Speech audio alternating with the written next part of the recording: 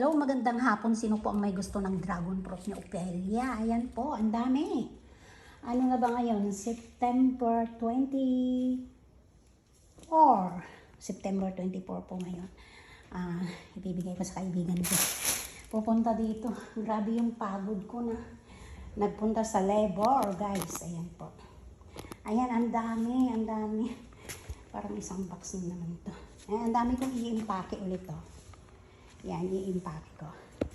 I-impake ko po, guys. Ayaw ko magdala ng ang dami-dami. Ayan, magandang hapon. Ayan po na naman yung i-impake ko. Tapos ibibigay ko sa kaibigan ko yan. Ayan, andito ako sa bahay namin. Yung bahay namin na, bahay ko. Ayan, bahay namin ni Lola ko. Yung namatay, umuwi ako dito, guys. Ayan. Parang ang lungkot ng bahay namin ng Lola ko, no?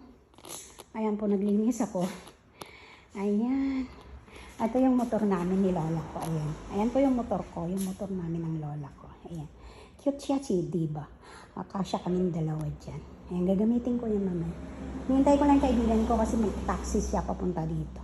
Dadalhin yung mga i-impake ko kasi yan, ilalagay ko sa box lahat yan. Ayaw ko magdala.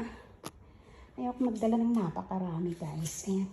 Yung dragon fruit, gusto kong dalhan yung aking apo ng dragon fruit na yun. Kasi ang lalaki.